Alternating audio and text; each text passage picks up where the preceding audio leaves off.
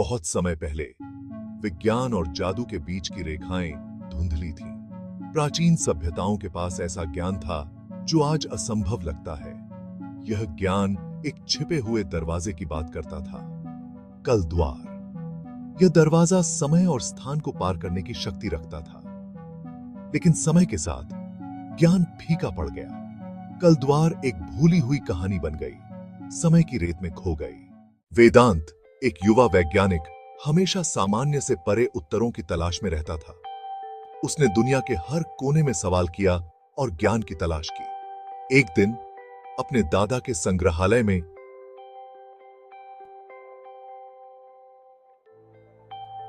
उसे एक प्राचीन पांडुलिपि मिली।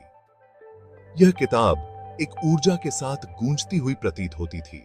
यह कलद्वार था, एक ऐसी किताब जिसकी रक्षा के लिए उनके दादा ने अपना जीवन समर्पित कर दिया था।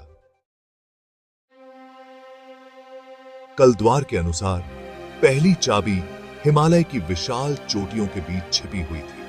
वेदांत ने अपने दादा की पत्रिका को अपनी मार्गदर्शिका के रूप में लेकर प्रस्थान किया। ने बर्फीली हवाओं का सामना किया और सरासर चट्टानी चेहरों पर चढ़ाई की। हर कदम के साथ हवा पतली होती गई, जिससे उसकी सीमाओं का परीक्षण हुआ। लेकिन वेदांत आगे बढ़ता रहा। उसकी यात्रा ने उसे एक छिपे हुए मठ तक पहुंचाया। वहां उसकी मुलाकात एक बुद्धिमान बूढ़े साधु से हुई, जिसने उसके संकल्प का परीक्षण किया। साधु ने पहली चाबी के स्थान का खुलासा किया, जो एक जमे हुए झरने के भीतर छिपा हुआ था। वेदांत ने चाबी को नुकसान पहुंचाए बिना बर्फ को पिघलाने का तरीका ईजाद किया। अंत में उसके पास पहली चाबी थी, एक झिलमिलाता क्रिस्टल।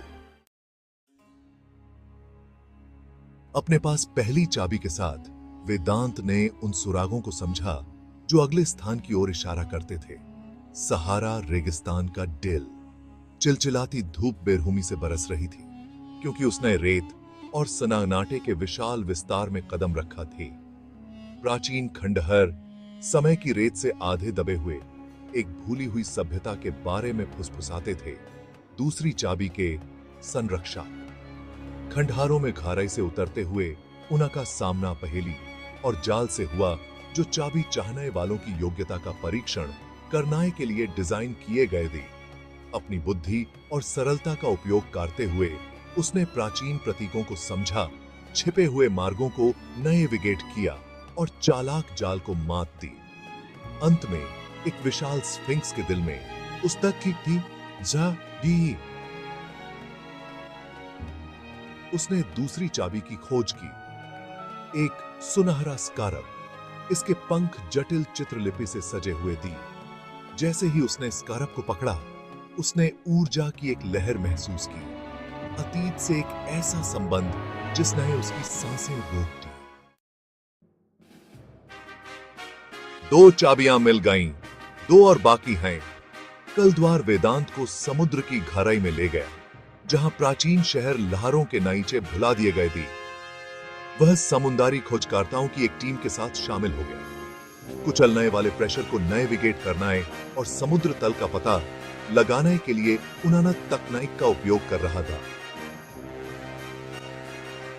उन्होंने एक बार की महान सभ्यता के खंडहारों की खोज की। इसकी संरचनाएं मूंगे से ऊंची हो गईं और अजीब और अद्भुत समुद्री जीवन से भारी हुई था। एक भव्य मंदिर के खंडहारों के भीतर पौराणिक समुद्री जीवों की विशाल मूर्तियों गाटे या संरक्षित। उन्हें तीसरी चाबी मिली, एक मोती जो एक अलौकिक चमक के साथ चमक रहा था। अंतिम चाबी अमेज़न वर्षावन के बीचों बीच छिपी हुई था। वेदांत ने हरे भरे जंगलों में प्रवेश किया, जहरीले जीवों और घने जंगल का सामना किया। उन्होंने स्वदेशी लोगों से दोस्ती की। वे उसे एक छिपी हुई गुफा में ले गए, जहां दीवारों पर भित्ति चित्र थे। चौथी चाबी, एक सांप के आकार की जेड ताबीज। वेदांत ने कलद्वार को अनलॉक किया। उसने जिम्मेदारी का भार महसूस किया। चुनाव उसका था, शक्ति का उपयोग या इसे सुरक्षित रखना।